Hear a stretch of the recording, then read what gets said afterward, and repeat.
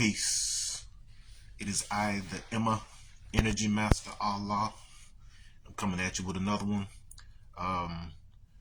If you haven't watched the other videos that I have posted, the other lives, make sure you check those out so you can get a little bit of foundation. You know, as much as I would love to go back over certain basics and things every time, we will never be able to get out all the information that you are going to need in order to transform the trajectory of your species here on planet Earth, the Earth realm, as some call it, right?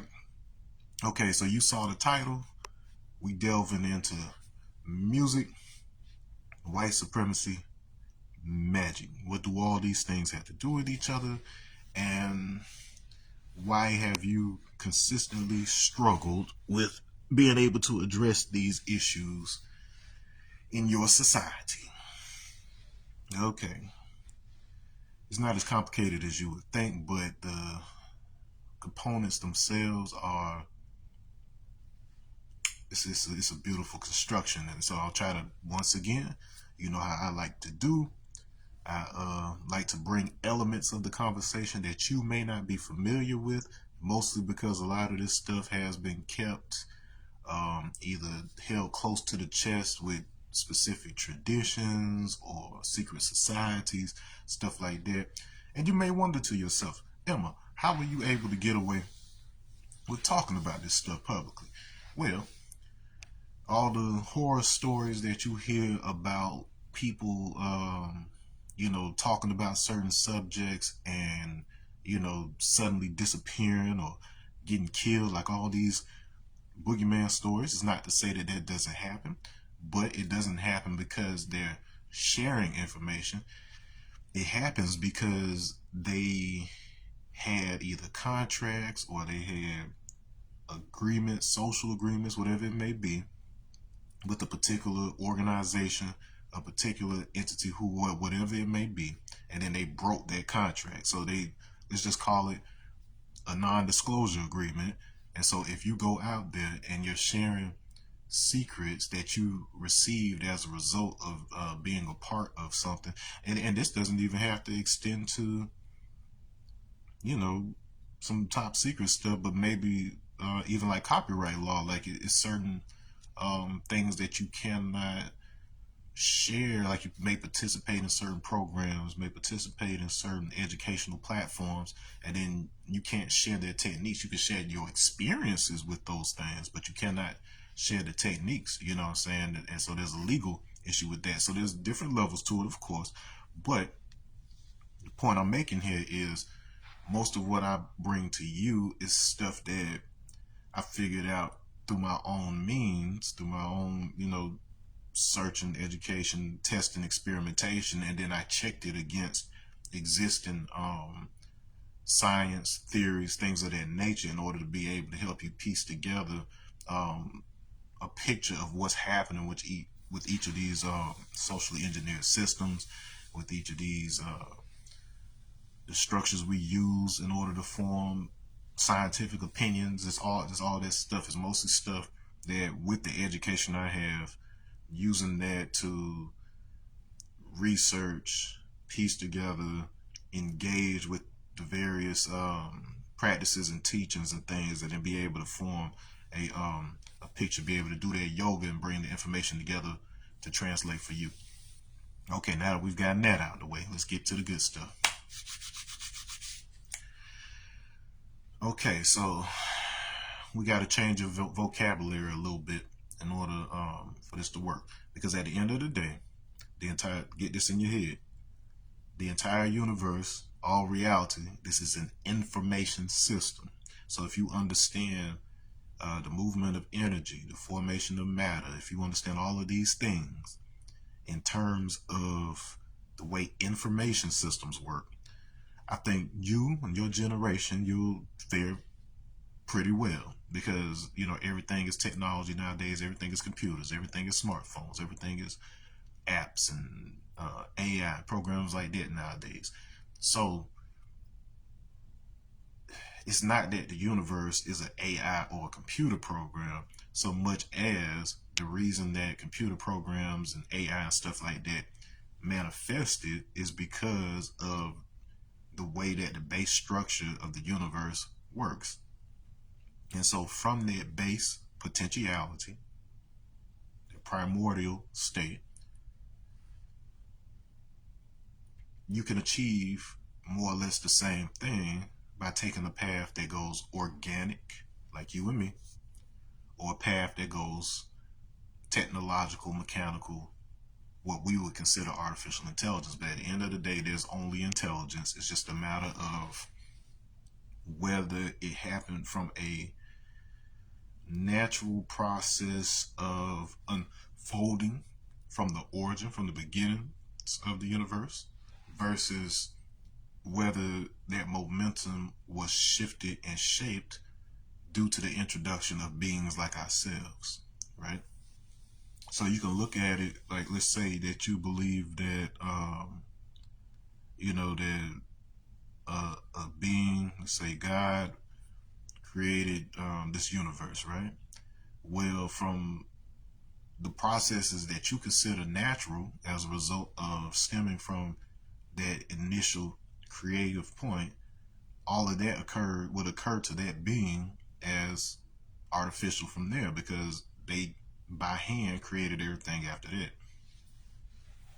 And so imagine if that being then lived in a state, or they lived in a realm where they're using stuff that occurs to them as technology or manufactured, but for you, these are the primary factors that are generating your universe. So relative to them, these are to you, those are holy instruments. These are, like there's a whole cosmology and a whole hierarchy of beings that basically work as a large machine. If you look at whether it be the Bible, Gnostic texts, whatever commentary you can find on Christian spirituality, Hebrew spirituality, Islamic spirituality, and the mysticism, and all these various things, you'll see that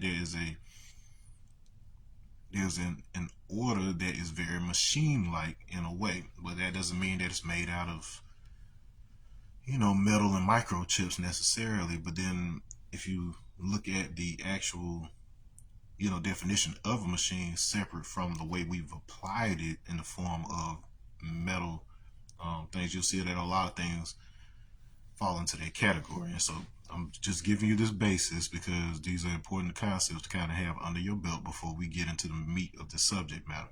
And it's a good chance that you as the viewer have never looked at those subjects that are in the title through the lens that I'm telling you. And then trust me, that is by design.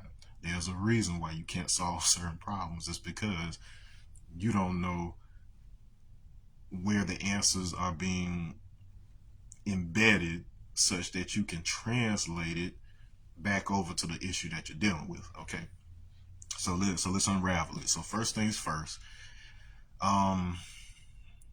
all hate it stems from what you do not understand. Problem is, we also have to clear up what understanding is. So understanding is love, and love is understanding. These two are the same thing and not two different qualities. We still have to clear that up. Understanding is the mental picture you draw from knowledge and wisdom to see things for what they are and not what they seem to be. That understanding is symbolic of the child. So you have this child archetype. It shows up in all sorts of things. Jesus was the child of the father. You have Horus, aka Heru, and the Egyptian pantheon, who was the child of Isis and Osiris. You've got you could go down the line, all the myths. It's this concept of the child, and it's on a physics standpoint, is the coming together of not necessarily opposing forces, but complementary forces in order to create a whole. So it's not so much positive versus negative as it is more so like outside, inside. So there are the properties you can see on the surface, and then there's the properties that are happening under the surface. And then complementarity, according to Niels Bohr, is basically saying that you can only observe one set of properties at a time in a case. Like you can't um, measure both position and speed at the same time, because in order for you to measure speed, it has to be in motion. In order for you to be able to measure position, it has to be staying still in one. Otherwise, its position is constantly changing, right? Basic concepts to get under your belt. So let's run that back. So understanding is the mental picture one draws from knowledge and wisdom to see things for what they are and not what they seem to be. Well, the way that you were taught English, knowledge and wisdom are often used interchangeably. However, these two things are representative of that masculine and feminine aspect that I just described that come together in order to produce the child archetype. What is an archetype if you're hung up on that? So whenever you're looking at stories, whenever you're looking at myths, whenever you're looking at information systems, it's easier to organize a set of attributes, a set of qualities into a specific figure, character, form that several things can draw from. Like for instance, even though we're used to it because we've been seeing it our whole lives, the hero archetype or the villain archetype, every story we look at, every movie we look at has these, these two things, but you have to understand that every hero, every villain is based on a single archetype. There's certain qualities that each one of these heroes has to go through. There's certain qualities that this villain has to go through. And you can get creative and deviate from the formula here and there, but a successful deviation also requires that you understand what you're deviating from. So even the quote unquote concept of a devil, you have to have a thorough understanding of what God is in order to be able to have something like devil that is comparatively different, right? So it's not inherently good or bad, but it's bad by virtue of its comparison to this other thing. So that concept is basically underlying most of your perception in the world. Once again, important concepts to get under your belt before we get into the meat. Okay. So knowledge is to know, look, listen, observe, and also respect a body of accumulated facts. The key to all aspects, foundation for everything in existence, and it is symbolic of the Asiatic black man. And when you're talking about Islam in the West, Black Islam, aka, it's understood in the way that they teach it, that Asia is distinct from what you perceive as the Asian continent now, because Asia was the name that was used for the whole planet once upon a time. So there was even a hip hop group called Planet Asia. So that's where that comes from. So they're not saying, oh, everybody's Chinese.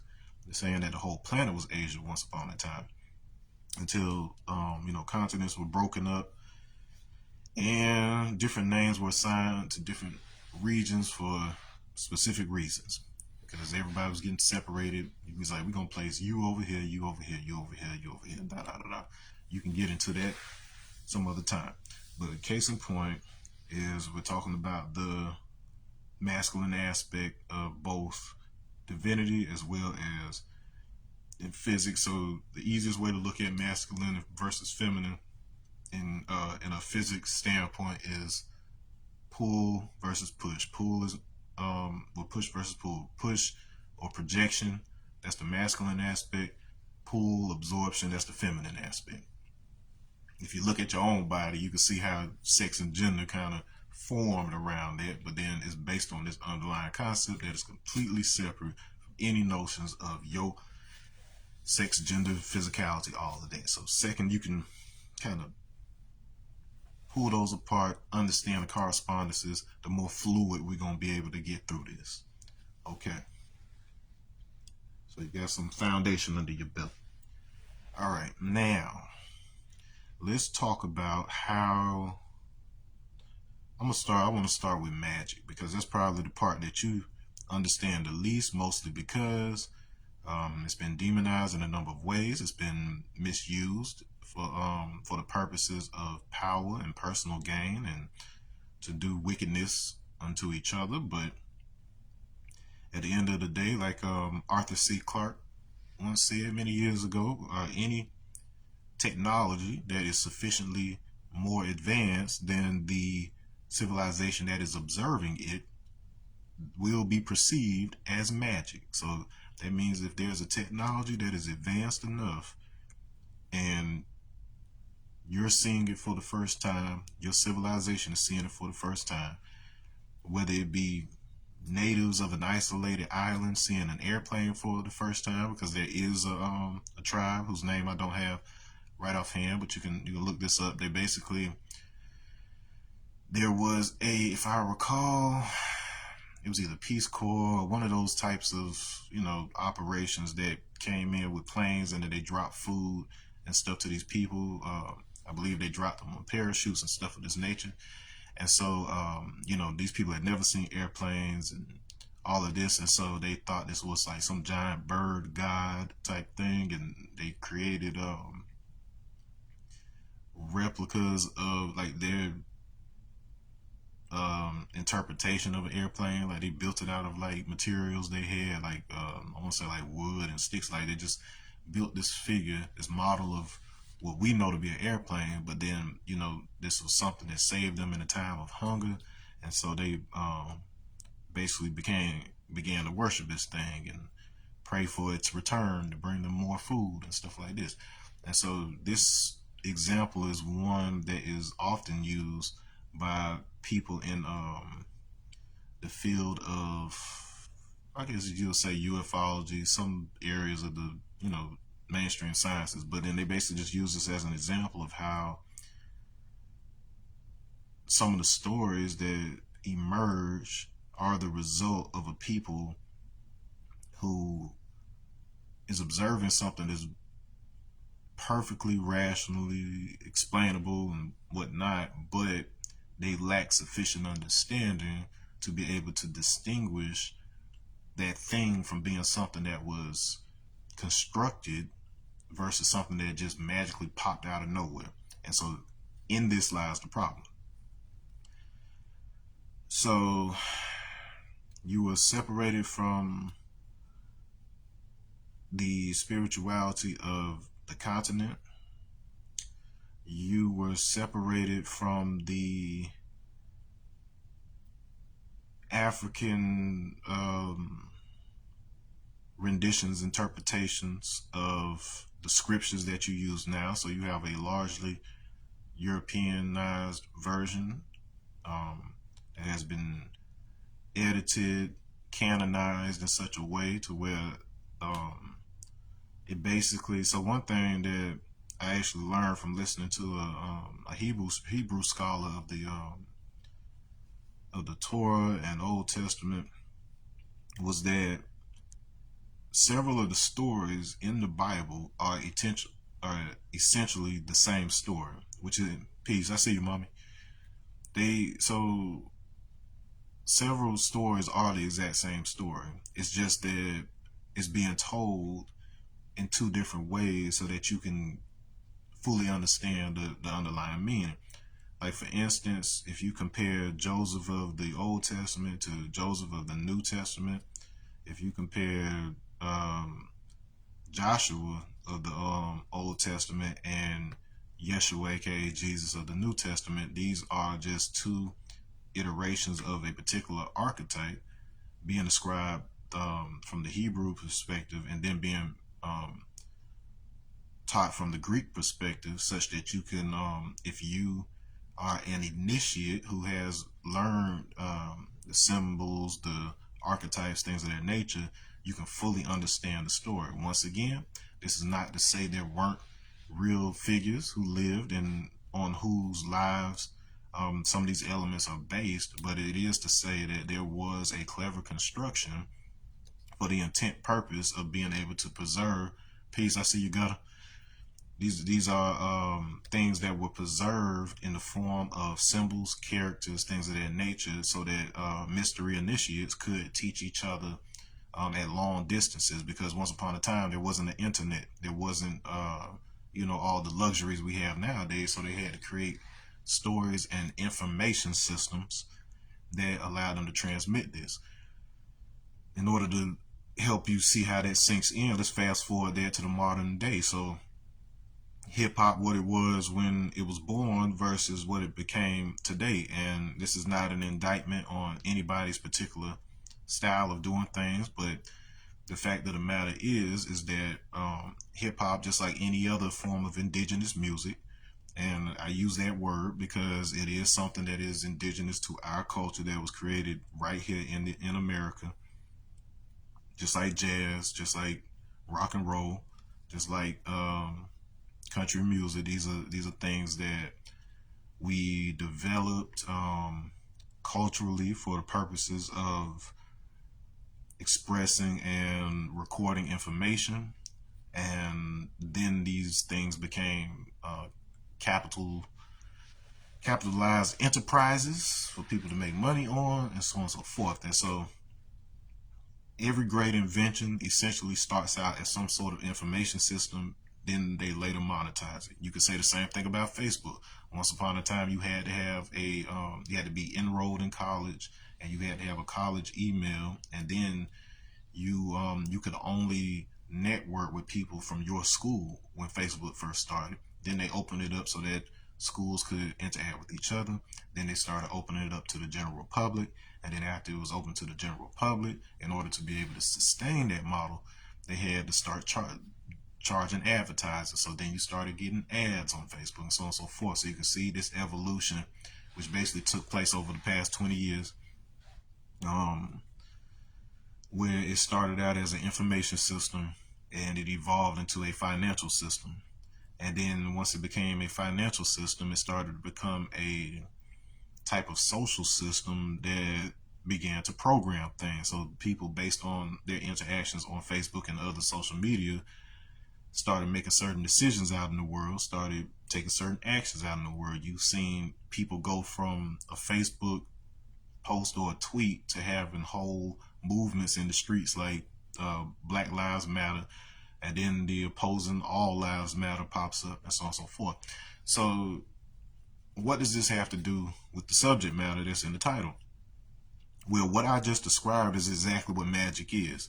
The problem is, if you don't understand the information system that's underlying um, the actions that you're seeing, then it looks like magic to you. It is a sufficiently advanced information technology that, because you can't understand it, then you are unable to activate the love aspect of yourself that allows you to see things for what they are and not what they seem to be. Hence illusion.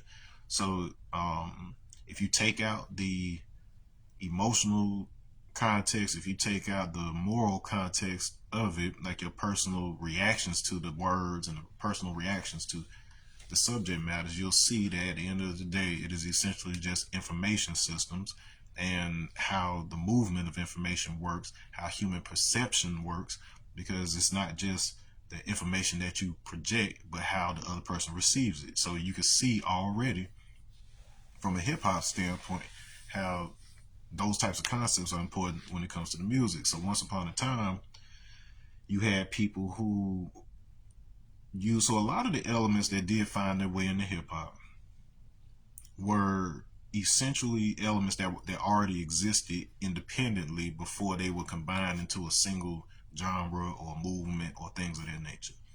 So it's like, so you, for instance, so if we're gonna break it down to the five key elements, it was initially four pillars, but then they built it out to five.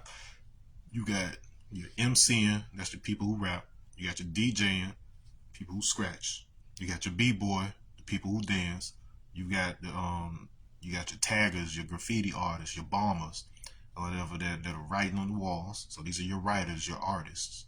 And then they added the element of beatbox, because beatbox was it's really the foundation for production when you think about it. In addition to the DJ, the idea of you being able to produce sound, percussion, using your body as an instrument, and that way it does make it a unique pillar. So if you look at that, you basically got 5 elements. You got a 5-pointed star right there. That's arm, leg, arm, head. So just like you have that Allah design, which is arm, leg, arm, head. Hip hop has that when it's complete. You know, you have these 5 pillars that come together. So it's a energy system. And in okay, mommy, I see. All right, but it's an energy system, and if you know something about thermodynamics, or if you've listened to my other videos, you know that as far as closed systems are concerned, and we are inside of a closed system, the universe is like a womb to you. Your body is like a womb to what's inside of it. Within a closed system, energy and information are the same thing. Those are 2 words that are used interchangeably, because if you know the total information of a system, if you know the total energy of a system, that's to say you know all movements that have happened, all changes that have happened within that system, and as a result, this allows you to be able to figure out what caused certain things, what if something goes wrong, you can kind of reverse it back to that step. Once again, if you've never seen the movie Tenet, Tenet, which dropped like right at the beginning of the pandemic, then make sure you watch that, because that's the basis for how they explain time travel. And Christopher Nolan, the director, you know, he's known for diving into some of these concepts, social concepts, scientific concepts, and weaving a narrative around that in such a way to where he's really doing his like research into how these things work, and trying to school you on some of the high aspects of it, because there's the way that time travel is handled in movies like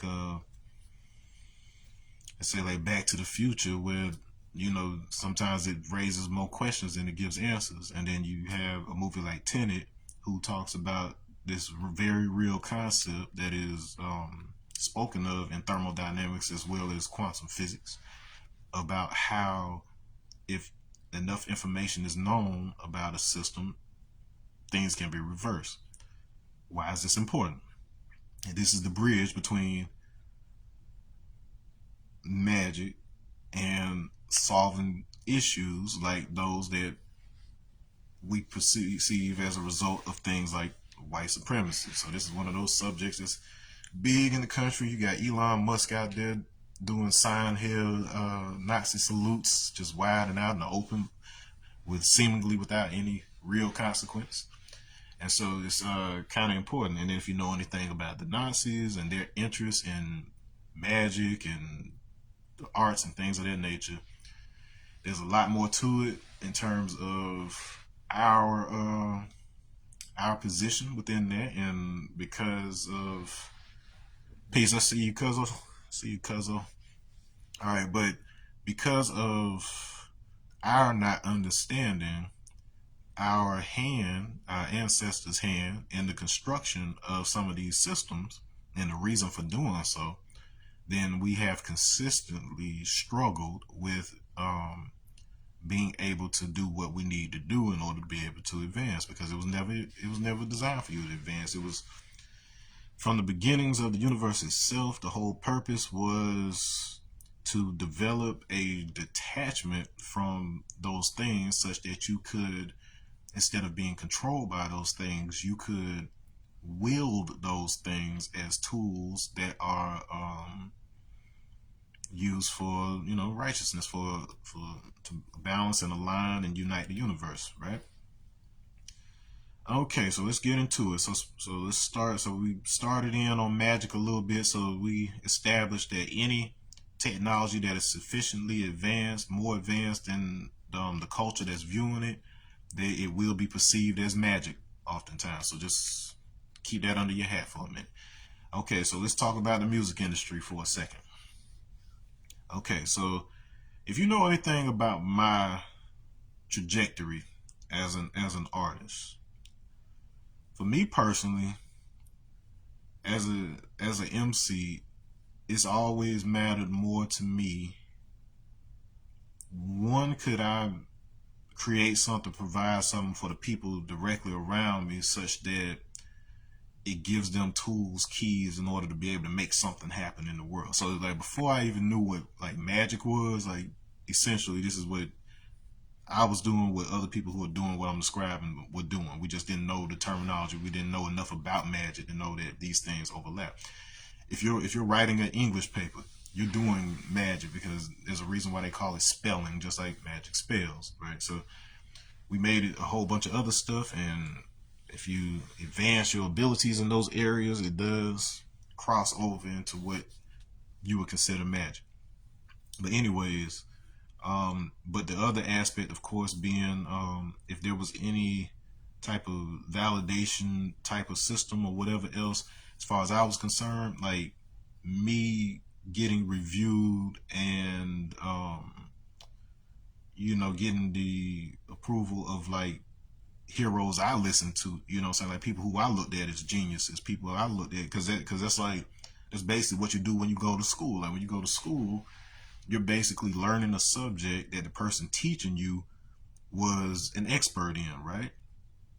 And so by you getting an A in that class, that's that expert acknowledging that you've learned what you needed to know in order to be independent of them. Like you don't know, you no longer rely on them. You're now in a position to contribute something to the conversation newly that advances everybody involved in that conversation. That's the point of a graduation, right?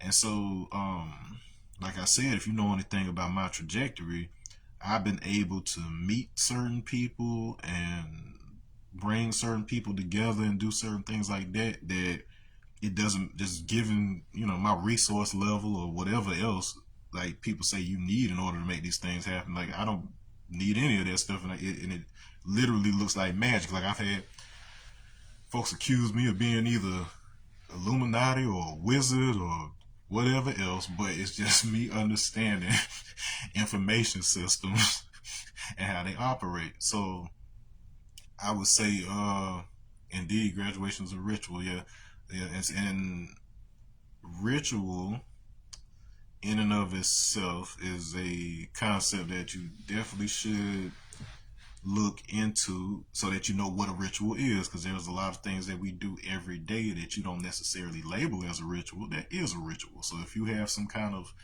I don't know, quote unquote moral you know thing block when it comes to that, because of that particular word, you might want to actually learn enough about these things to realize whether something you're doing, whether it be part of your religion, whether it be part of your daily routine, your job, to know if that's ritual. And it's not to say that it's good or bad, but it is to say that you should have a choice whether you're participating in it, right? So, anyways, so back on the matter at hand. So I started realizing this would kind of happen. It mostly happened like my cousin Jay Wynn and I. We would have conversations, and we began to notice that especially when we were talking about something that was exciting to us, whether it had to do with music, video games, whatever else, we would come up with these ideas. We'd have this inspiration, and then like within weeks, sometimes within days, that thing would come out. Like it was like somebody had a camera in our house and would put our ideas on like TV or in a movie or something. Like, well, we were just talking about that. Well, part of what that is that when we're tapped into what's called the root social matrix. So there's a flow of information around the world. There's a flow of ideas, an interconnected flow. There's certain events, key events that are influencing the direction of people's thoughts. It's not to say somebody's trying to control you, but it's just the natural flow of the universe. And when multiple people are sufficiently, peace, Stephen, I see you. Right, when multiple people are sufficiently tapped into those same inspirations, those same influences, if you're watching the same TV shows, watching the same news programs, if you're participating in the same kinds of sports, like whatever it may be, whenever people are engaging with those same things, the same type of information tends to come to them into their thought process. and then they say these things, they produce these things, and so on and so forth. So you can look at it as a stream. I have one of my good friends, Nancy Collins, who is an award-winning author. She had probably one of the most respected runs in Swamp Thing.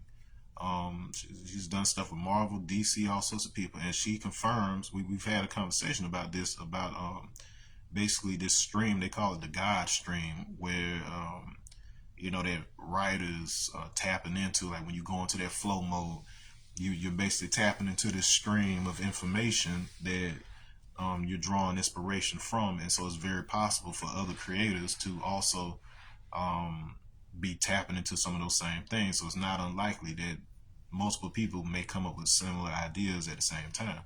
And then at the end of the day, what it comes down to is, do you have the resources when inspiration hits, such that you can be the one, like if you're trying to capitalize on it, are you the one that can afford to go get that patent? Are you that one that can afford the lawyers that you're going to need in order to be able to take that process from beginning to end without it getting abandoned? So I'm giving you a business lesson as well right now. Okay. And so it's not that, oftentimes it's not that one person is more original than the other person or more creative than the other person. There's a lot of times where there are some brilliant ideas that just don't make it off the ground simply because individuals or groups of individuals did not have the resources in order to validate or authorize those things within the system, the man constructed system that we're operating in as a society. So if you were being blocked specifically from your ability to vote, or you were being blocked from your ability to get patents or copyrights or things of that nature at any given point, then it only stands to reason that you wouldn't also be able to succeed within that economy or that industry that you're operating in. So you can look at that as a good example of a construct. So you'll hear some words thrown around with some more advanced knowledge about how reality is formed, how this universe is formed, and things of that nature. But on the base level, on the ground level, you can understand a construct as being a reality that is built from the ground up by beings just like you and me, who just have sufficient understanding of how reality operates, and then you put in place certain parameters, certain rules, certain laws, such that behavior within that closed system becomes predictable. So this brings me right back to what I was talking about with that movie Tenet, and how they explain time travel, time reversal, things of this nature. Okay, and so and once again, all of it comes down to information systems, the flow of information, the direction that information flows. You can look at the flow of time as being information flowing either from past to future or future to past, but you being forever fixed in the present, such that you are more like a filter to the moving of that time than you are an object floating within that. Okay, so let's so yeah, so me and Jay Wynn, we would have these conversations, and then these things would just happen. So this ended up evolving into me realizing how to utilize that as a tool to meet celebrities. So I was I went through a breakup, and so I had locked myself in the room, and all I was working on is music that particular year in college, and I was particularly interested. So during that time, the standard for sound. So as far as engineers and mixers and stuff like that, like people who make the final product sound good when it comes to a song, everybody used Dr. Dre's 2001 album as a standard, because Dre had the clearest drums, the hardest hitting drums. He had some of the best melodies. Just the techniques he used to mix that album became the standard for a good long while on how the music industry sounded. So this is why it was such a profound move when he came out with a set of headphones that is designed to basically emulate the processes that he would put his own music through, so that most of the industry's music could start sounding like that. There's some other stuff involved in there, because headphones is a tricky game when you get into understanding how like binaural frequencies can be used to suggest certain things to the brain. So when you talk about hypnosis and different things of that nature, I'm not saying somebody's out here trying to hypnotize you, but all I'm saying, if you wanted to, this is how you would do it. You would basically utilize those. It's a particular band of frequencies that your brain actually produces these naturally, because it's how you go through the different stages of sleep to begin with. But if somebody has sufficient knowledge of it, which we've had for the longest, like they were doing stuff with this in the 50s at least. But if you have sufficient knowledge of it, you can actually shift which reality you interact with. Because, like, for instance, when you're having a dream, until you realize you're in a dream, you're interacting with that dream just as if you were awake. Like, it doesn't even occur to you until maybe you see something that's off, that you're even dreaming. Like, it's obvious once you do. It's like, oh, what I'm dreaming. And then once that happens, you start waking up. But that mechanism that allows the brain to switch over to saying, oh, okay, I'm interacting with this physical space versus I'm interacting with this space of the dream, that does have to do with shifts in frequency of that nature. So once again, if somebody understands that concept well enough, they can change what reality you're seeing. And so, yeah, I hope by now you're starting to see the connection between what we're calling magic in conjunction with the music, and then we'll get to the other thing in a second.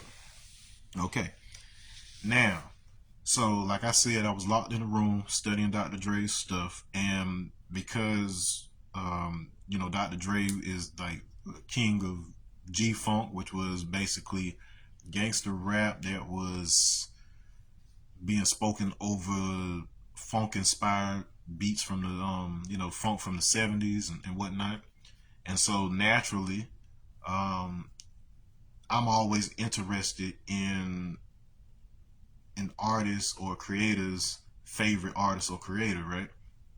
You see, that's right. Frequencies and vibrations are all around us, even the God frequency, of course, of course, of course. But yeah, so we so so Dr. Dre was highly influenced by George Clinton. So I was also a fan of George Clinton and P Funk ever since I was a kid. You saw George Clinton on the Good Burger movie, um, doing not just knee deep in the mental institution. He was on House Party. Like, George Clinton was everywhere. Like, I didn't even realize how much this man was in everything until I met him myself. And but anyway, so I locked myself in the room. I went and I listened to a lot of his older stuff, but I went out and tried to find the most recent album he had put out. At the time, it was How Late Do You Have to Be Before You're Absent? And so I just immersed myself in this record, getting accustomed to all the different voices, getting accustomed to just every aspect of this album. And then my cousin and I, like, after I played some of the beats that I had made recently, he was like, "Man, it's like those are dope." He's like, it'd be crazy if you could actually get George on one of those songs."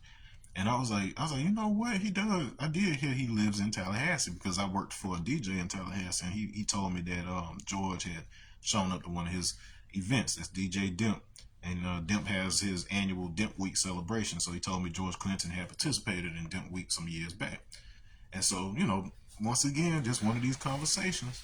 So 3 weeks later, so my grandparents are in town. I'm in business school at Florida A&M at the time. So my grandma, she comes into town. She wants to buy me some more like dress shirts, because we had to dress up once a week for school, and our business suits and all that good stuff. And so we're supposed to go on that Friday to go shopping at the Governor Square Mall. I hadn't eaten yet, so they decided to stop by the McDonald's that's at a gas station right next to the mall. And I think I had like a Big Mac and some water or something, like whatever combination of it was. It wasn't the best thing to be trying to eat the first thing you eat that day, but it's college. And so I ended up getting food poisoning. We did not go shopping that day. I ended up having to go to their hotel room, got that out of my system, chill. So we went So the next day we're going to go. So it's now Saturday. So keep this in mind. This is a key component. Timing is everything. So this particular morning, you remember I just told you I went through a breakup not long before. So my grandparents, they knew my ex like this, and they had grown to know her and so on and so forth. And they said, well, we're gonna go to breakfast. Do you want to invite her to breakfast? And so I thought in my head, I said, so over time when we were together, we had kind of become dependent on each other in the sense that one of us had like our money at the beginning of the month, the other had money at the end of the month, and so we kind of made sure the other, was able to eat and stuff like that. And so I was like, it's the end of the month. She probably running out of food anyway. And I'm like, I probably need that good karma. Like I literally said this in my head. I said I could use the good karma. And I was like, all right, she can come. And so put the whole breakup aside and everything. I just said, okay, well, just as a human being to a human being, I don't want her to starve to death. I don't care what the circumstances are. And so we decided to do that. Naturally, her being a girl is sorry about that, but but she wasn't ready. I think we got there and they had to wait like an extra 45 minutes for her to get dressed and everything else. She finally comes out. We go and we get to the restaurant. We sit and we eat for however long we ate, and then we finally get to the mall. And so we're walking and we're in there and I'm talking about something, and last time I checked, she was right next to me. My grandparents were right behind me. But all of a sudden I realized as I'm headed toward the men's section to get this shirt, I'm like, they done disappeared. I don't know where they done wandered off to.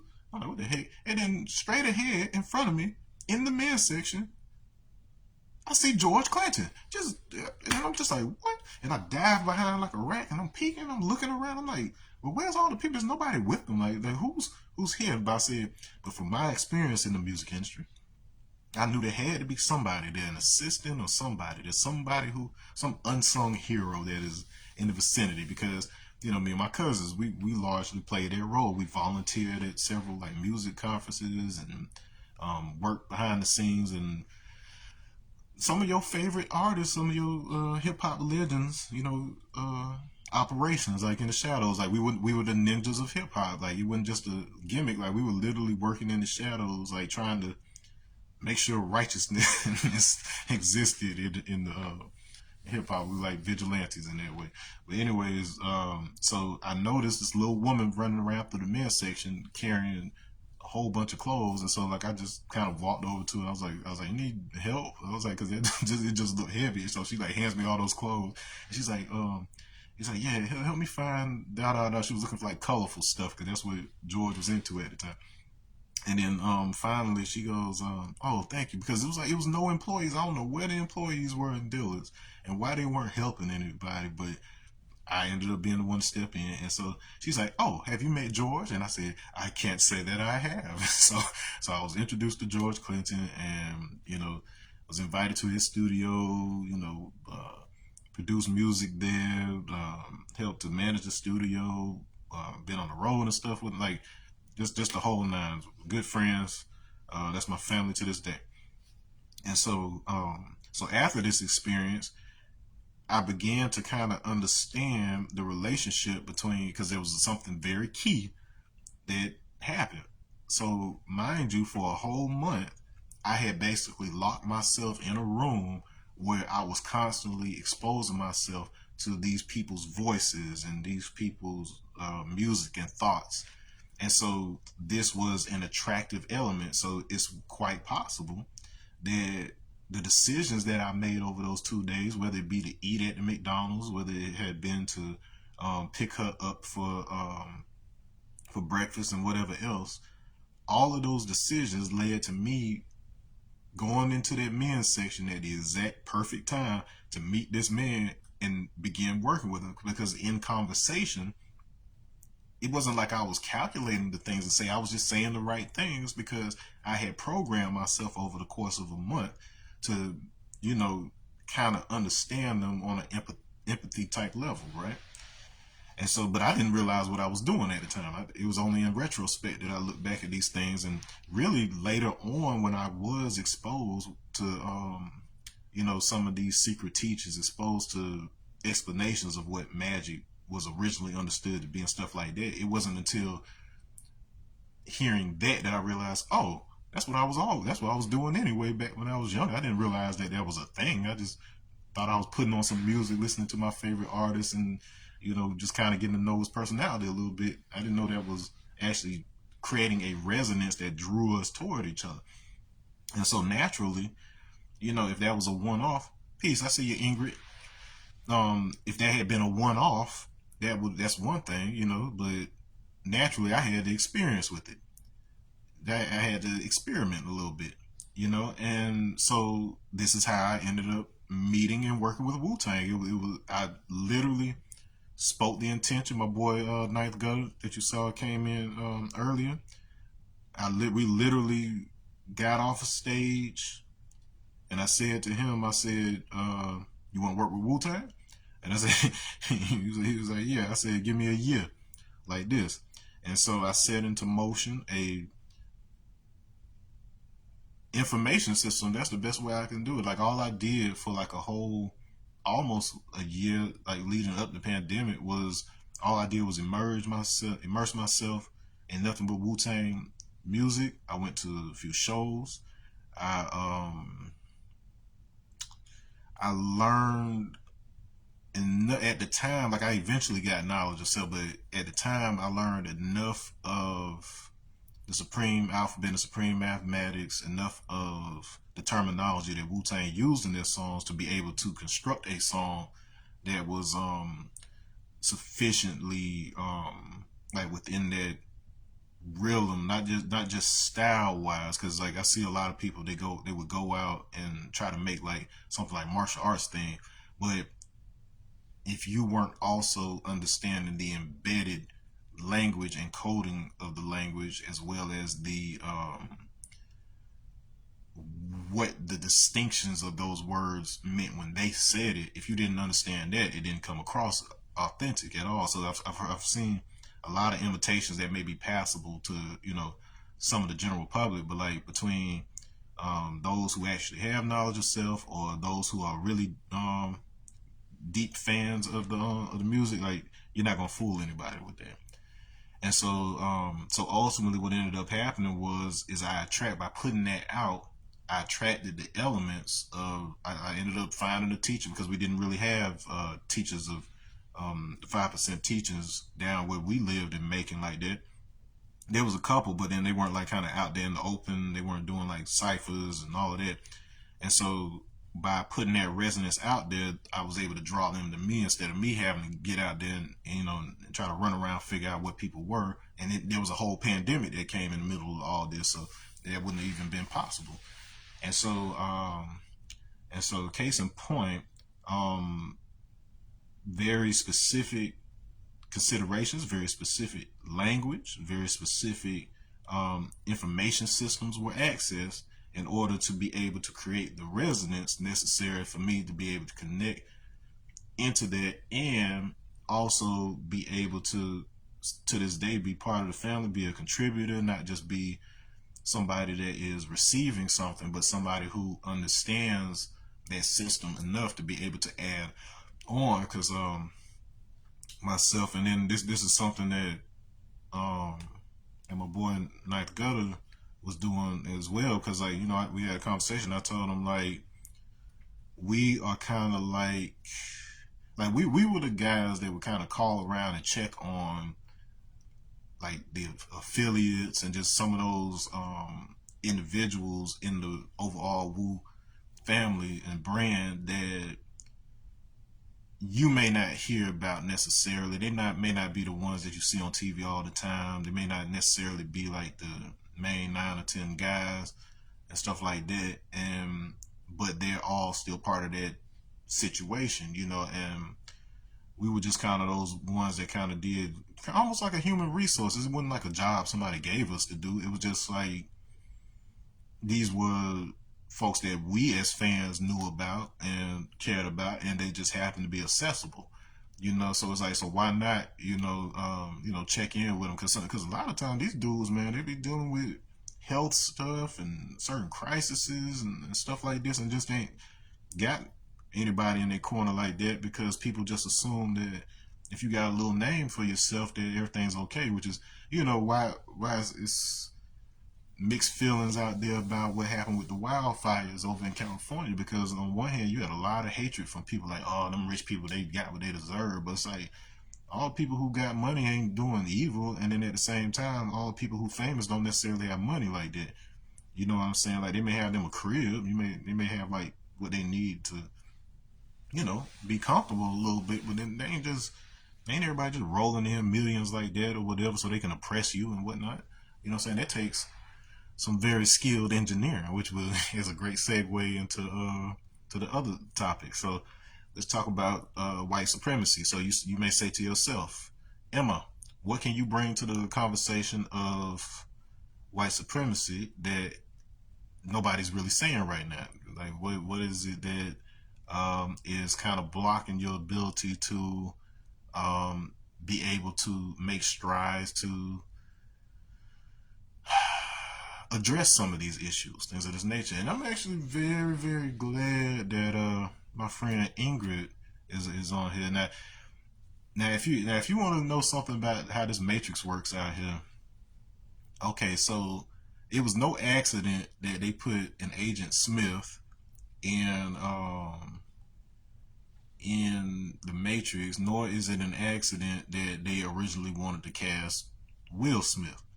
It is no coincidence that my birth last name was Smith and that my good friend Ingrid from Germany's last name is Smith. It's no coincidence that the father, Clarence 13X, who founded the 5% Nation, it's no coincidence that his last name is Smith. There's no coincidence that there is a Smith in Wu-Tang Clan, because Method Man's government is Clifford Smith. All right. A Smith is an architect. A Smith is a person who builds things. It's one who works with metal. So this name Smith is actually my father, my biological father, Stephen Smith, was a high-ranking Freemason, as I've mentioned in other videos, and a high-ranking military officer. So once again, it's no coincidence this name Smith. Now, what you decide to build is up to you, but just know that there is a rhyme and a reason to that name.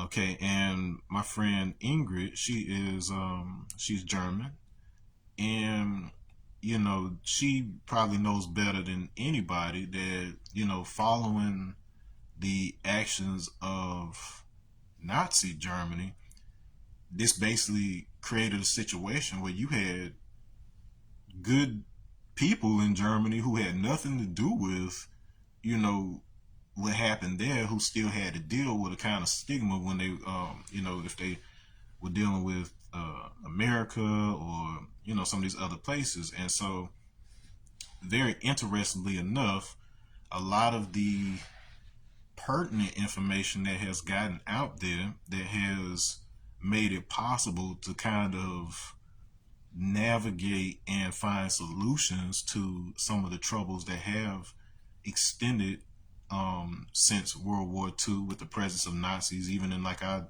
here in our space programs and stuff like this. A lot of the pertinent information that has come out that has allowed us to have keys to be able to do something about this has come from Germans who were sympathetic to our cause. So I just want to kind of put that out there so it's not a blanket thing where it's just like, oh, automatically if we're talking Germany, it's trouble. Like, it's not that at all. And in fact, the individuals I'm talking about, they've expressed this sense of feeling personal accountability to kind of combat. Like, they feel like as Germans that if it was other Germans that did this thing to the world or whatever, that they feel personally responsible for kind of helping out with that. So it's an interesting situation. It's a very layered situation, and I know some of y'all are so blackfist that you don't even want to hear that much of it. But it is what it is. You gotta see, like, because there's folks that look like you right now who don't have your best interests in mind, just like there's people who don't look like you who probably have your best interests in mind, and who probably need to have a conversation with you to make sure that because you can't just impose help on people either. So that's for some of my left wing people right there. Like, the road to hell is paved with good intentions. So make sure you check in with somebody to see if that is something that they want or something that they need before you go doing stuff. So this is us just as family talking, So we try to help each other out here. All right, all that said. Okay, let's get down to it. So where did white supremacy come from in the first place? So there have been a lot of this. This is the reason why you have no idea what to do about it. This is why you have no idea how to address it. I'm gonna tell you why. So once upon a time, every great story starts off that way. In a previous video, I told you about this process that we'll just say is claimed to have taken place that resulted in the separation between races that we have today. Now, after that quote-unquote creation process happened, the next thing that happened is that the original man gave this new man all the keys necessary to run the world, basically. Now, you might say to yourself, why would this black people, these black folks, give these pale white folks keys to rule over them? Like, why would you do something like that? Look at all the oppression, all the wickedness, all the evil that's happened to us, and we've been slaves, and why would somebody do this? Well, the reason being, you don't remember who you are, because if you knew that you were the architect of it, you would know which string to pull out of the tapestry to make the whole thing fall down, right? So if you look at history, the vast majority of it has been designed for you to not remember the original intention for this in the first place, and so it's just gotten out of hand. It was never meant to necessarily get out of hand like that, and in fact it was supposed to end in 1914 specifically. So there was a 6,000 year period. As you know, as human beings, we have evolved in a lot of ways since 1914, just as a society. Still got a ways to go, but it's a very different type of atmosphere now than it was in 1914 here, specifically in America. Now, said devil civilization, quote unquote, is said to it was supposed to have ended in 1914. We don't necessarily need to get into all of the agreements that were made. We don't necessarily need to get into what exactly it means for it to have ended, but just know that date 1914 is very important. Why is that? Because if you know anything about the music industry, you also know that 1914 is the year that ASCAP was established. ASCAP is the American Society of Composers, Writers, Artists, all of that. And what was this? Composers, artists, and producers. That's what the CAP is. All right. And so this is the performance rights organization that I am signed to. This is the one that Wu-Tang as a group is signed to.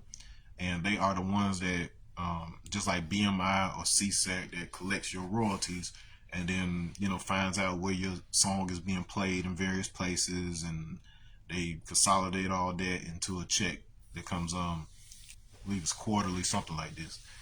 Okay, but anyways, so let's talk about how the music industry was founded in the first place.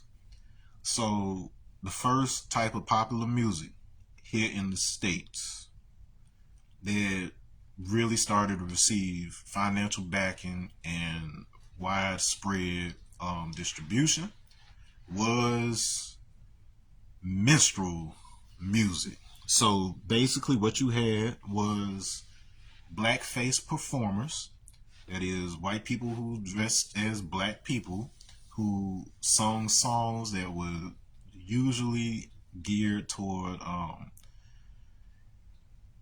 in some respects, of course, there was like the degrading, like saying like, oh, they're lazy and da da da da. But more importantly, it was designed to stoke fear, because there was this overarching fear that the black man was gonna come in, and because of his savage lust, he was gonna take your white women and all of this. So they even made the movie King Kong later down the line, which was supposed to be a parody of the famous boxer Jack Johnson, who was a undefeated black boxing champion who was known to date white women out in the open.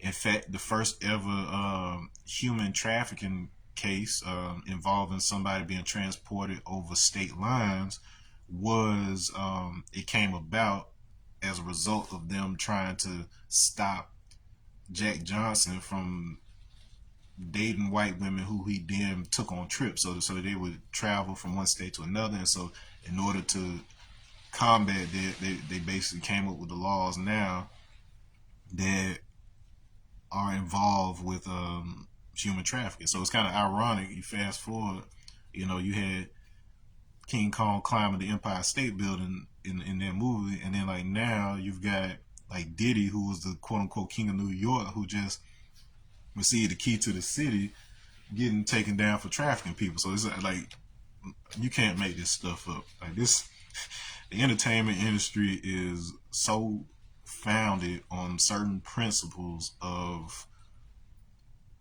archetypes, mythology, what you would call magic, and things of that nature, that you see certain cycles kind of become predictable. And so, case in point, this is what was happening when I realized how to meet who I wanted to meet and how to navigate the industry. It was because I started to sense the cycles and stuff. So I was like, oh, okay, this is how y'all working out. All that money I was investing, or all that traveling, or whatever da da da da I was doing to try to get into this or that, I was never gonna get in. It's like until you understand those rhythms, until you understand those cycles and the archetypes and the language and all that stuff, you're not gonna get anywhere. And that is by design, because it is the foundation of how all society was built. Okay, so remember that S in ASCAP stands for society. All right, so anyways, so 1914, music industry is making big bucks off of this minstrel music and these minstrel shows and things of that nature. Okay, so we fast forward some years, and you basically have a music industry that is dominated by two major forces. You have an entertainment industry, so this also applies to Hollywood, that was dominated by two key forces. So you had one side who had their own ideal of what the American dream should be, and they had a vision. They enjoyed the creations of black people, the Negroes as they called them at the time. And so they would put them in these films in roles of elegance, and mostly as entertainers in these films to showcase the types of music and dancing and stuff we were doing in our neighborhoods, because even though the white people of that time weren't particularly interested in going to our neighborhoods, they definitely wanted to see what we had going on. And so that was one side of it. On the other hand, you had the Thomas Edison School of Thought, where I'll just put it this way. So his earliest films included what was it called, Watermelon Race. So these famous clips you've seen of these depictions of these dark skinned black people just eating watermelon, just ravishing through it, and all these. So a lot of the stereotypes that persist to this day were perpetuated by these early films. Okay, and so like I said, you basically have two major things happening throughout entertainment, where you have this idealized black person. So this is what brings you to like your Martin Luther King's later on, where there was the safe type of Negro, and you could extend that to Rosa Parks, because if you know the story about the sit-ins with the bus boycotts, it actually started with I believe Claudette was 14. So a 14-year-old, dark-skinned, pregnant black girl named Claudette Colvin, who refused to get up, go to the back of the bus for the obvious reasons, because she was pregnant and she was tired. And then, and so the NAACP, her local chapter, they heard her story, and they figured that that would be a good way to kind of, address this situation of civil rights. And so they proceeded to take their chapter president, Miss Rosa Parks, and because she was a little bit older, so it's too controversial to have a pregnant teen, so they wanted somebody who was a little older. And Rosa Parks, as you know, she was very fair skinned, so they figured she would be more palpable to the general audience than this dark skinned girl with glasses. And so Rosa Parks, she went on the bus and basically perpetuated the same type of scenario. Telling her that, telling the bus driver she didn't want to move, and it becomes a whole thing for which she had all the support that she needed from the NAACP. They made a big media situation out of it, so more people would become aware of it. And so, yes, there was some engineering there, and this is very reflective of many of the movements that have had in our culture. And in some ways, it has allowed us to advance a couple of steps, but in other ways, it does backfire, because what ended up happening down the line is where these same types of figures that they would put at the front for their movements, it ended up contributing to some of the beauty standards and stereotypes that would come in the future. Whereas you had, there was a period of time where you couldn't get a job, like unless you were fair skinned. It was just like the house slave versus the field slave back in the day, where it was like there was preferential treatment, even with the black Greek organizations. That is it sounds oxymoronic in and of itself, but maybe not so much so.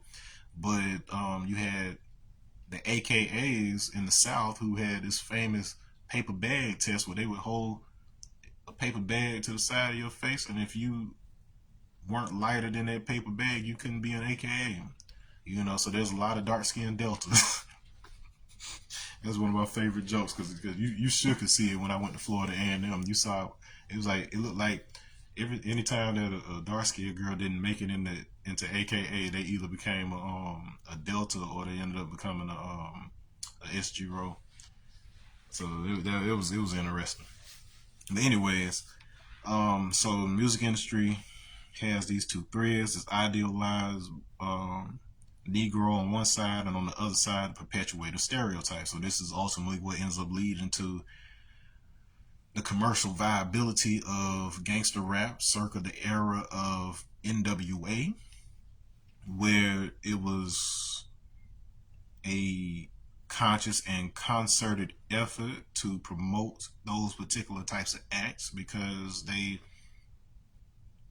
not to say that any of these artists weren't talented in their own right, but then as far as the business interest goes of these mostly white-owned labels and systems, was that they knew controversy sold, and at the same time they could continue to perpetuate some of the stereotypes and influence some of the behaviors that made basically, if you go see the best movie you can see right now, the best movie you can see that kind of ties into everything I'm saying right now is Wicked. If you have not seen the movie Wicked, the #1 film around the world based on the popular play, this is an exact, like, tit for tat, a representation of what actually happened.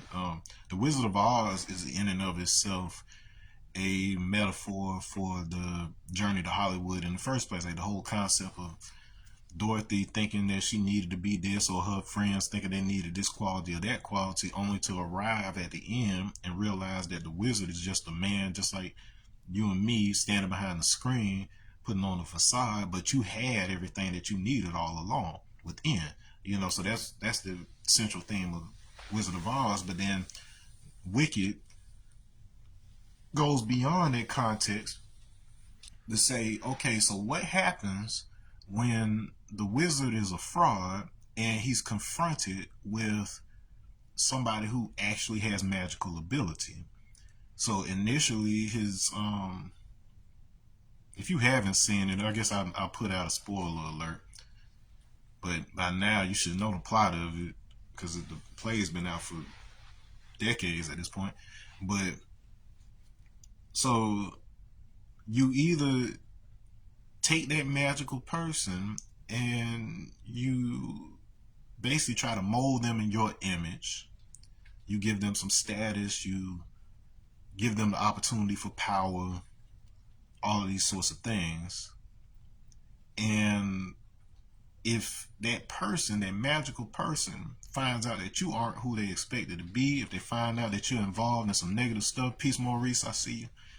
If they find out these things about you and they decide not to, they don't want to use their magical powers to help you, the natural thing to do is that you demonize them and you bring them down. So once again, Jack Johnson, King Kong, fast forward to Diddy, King of the City, right? And I'm not saying that man didn't squirt some oil on some people. I'm just saying he should have known better because it was already written in the history. Somebody had to go down. But anyways, but Wicked is a very good movie to kind of understand how that happens, even before your quote unquote wicked witch was established. They were basically going after animals. So it was like the wizard, he had basically turned people against the animals because the animals could originally talk and they were teachers, professors, had good jobs, and then started discriminating against them. And his key reason being that he needed the only way that he could bring the people of Oz together because they were petty. Like especially Glinda. Like if you look at some of those characters on there, it was hilarious. How you know because this was a commentary on our society, but the only way he could bring those people together was that he had to have a common enemy. And so initially he demonized those animals, and so that brought people together against the animals. And then when I apologize, I can't remember what the Wicked Witch's name was before they started calling her the Wicked Witch, but she they basically just flipped the script on her, turned everybody against her, and made her the new villain that basically united all of Oz, against her. And so you've seen this several times in our country, several times, where if you can create a common enemy, like everybody's either mad at Afghanistan, or everybody's mad at Vietnam, or everybody's mad at Islam. Once upon a time, it was the niggas. So it's like, so once upon a time, we were the thing that was keeping America together simply by everybody turning their attention toward hating us. Because for all the hatred that we were getting, nobody paid for tickets for us to leave. So you must not have wanted us gone that bad. All right, but that said, this is exactly what ended up happening in the music industry because you had to have bad guys to dangle in front of the public. All the bad guys are those. This is what they look like. This is how they dress. This is how they talk. So they gives you the opportunity to live through their lifestyle vicariously by buying their music, but you don't have to go down to the neighborhoods and deal with those wild savages down there in the hood. That's basically how it was projected in those days of gangster rap. Now, on the other hand, you had a situation in the music industry where you almost could not get a deal of any sort unless you were talking that gangster stuff, because that's what was most profitable at that time. And so what ended up having to happen was the individuals who did weave knowledge and some of this language I'm talking about to be able to inform the initiates around the world through their music, Wu-Tang being one of them. In order to do so, you had to have elements of, and this is from RZA going into the music industry and having a failed record deal, learning how it worked on the inside, and then going back and reformulating and figuring out what to do. But basically, he was like, okay, well, we're gonna have a couple of cats that satisfy that itch for like the gangster stuff that these labels are trying to get or whatever. But at the same time, we're gonna weave the knowledge of self into it so densely that people are gonna be unpacking this for years to come, like a Shakespeare play. And by the time they realize what we've done, it's already too late. Because that's how they reached me. Like as a child, I found out about Wu Tang through their video games. Like there was a Wu Tang Shaolin style demo video on one of the demo discs they used to hand out at Pizza Hut. And so when I hear this, I'm like, whoa, what is this? I was like, my whole life now revolves around this. What is this? And sure enough, I had an aunt that was older than me. Well, she was young, but she was enough older than me. I think she might have still been in high school or just graduated. But she had Wu Tang Forever album, and she let me borrow it. And so I was introduced to certain concepts and started to understand the language a little bit. I wrote my first rap after that. There was a contest with the DARE program at school when I was in 5th grade, and I wrote the rap for that, and I won. And so the whole school had to learn my rap and compete against other schools in the county. Them kids struggled to learn it, so like no, we didn't win on that level because the school I was at, the elementary school I was at, it might have been a majority white kids there, and that's not an indictment on the ability of white people to rap, because we have Eminems and people like that who have come along since then. But during those times, it was a struggle, and this was a very simple rap because I was only a 5th grader. I mean, I was smart, but I was still a 5th grader, so it was what it was. But at least I won the school contest. Case in point. So you had these individuals who came into the industry and wove these lessons into the music and paired it with some of these themes that the labels were more quick to put out there, and in that way you could say they kind of Trojan horse into that information to us. Now this is the exact same type of processes that the magical traditions of old, the alchemical traditions of old, this is how they managed to get their teachings out there so that you could understand the symbols that the power structure is using. You can understand the methods that the power structure is using so that you can then hack the matrix yourself and then be able to open up the doors and get the oppression off of your system. So the average person doesn't know that. The average person is looking everywhere but there for the solutions, and this is why we're still where we are with Elon up here sign hell in all directions. You know what I'm saying? Like that is deep. Like I don't care what you say your reasonings are. You are grown and you know what impact that symbolism has had. And so as a wielder of symbols, that's what magic essentially comes down to. So anyways, so what ends up happening? 2001. So mind you, the individuals who basically avoided the shiny suits for the most part, because it's ironic that Diddy keeps coming up in these situations given what's happening now. But that during that era, like around 97, 98, 99, what happens is it first starts with Wu-Tang being blackballed in New York for not so basically Hot 97 basically threatened them. They were on tour with Rage Against the Machine. It was a popular rock group, anti-establishment type rock group during that time period, and they were getting like international status. I'm talking about international tour. First time something like this is happening. They were bringing audiences of all colors together, like Wu-Tang. This is when the Wings Up Wu-Tang thing first came about, because RZA saw 5 human families, black, white, red, yellow, and brown, coming together and forming the wings of a phoenix so they could fly over all the bullshit. This happened during that tour. And in the midst of all this, Hot 97 basically blackmails them saying, "Oh, if you don't come and perform at this Hot 97 thing," which I think they had to perform for free, if not free, it was significantly less than what they were making on the tour, and they had tour obligations, but they were basically being threatened, and they come back, but it just the whole situation was bad. Ghostface ends up going off on them.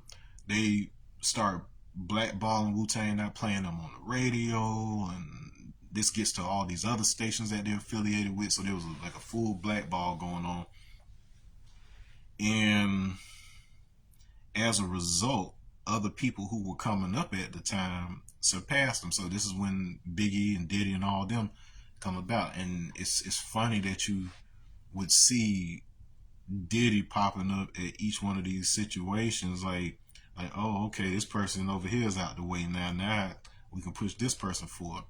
And to be real with you, this same thing kind of continued with, because Jay-Z was Biggie's boy, you know what I'm saying? You end up seeing this situation where Aaliyah's out of the way, and now Beyonce is coming up. Like, not to say Beyonce wasn't talented in her own right, but we can't deny that there was a lane left wide open for all that triple threat type stuff when Aaliyah was knocked out of the way.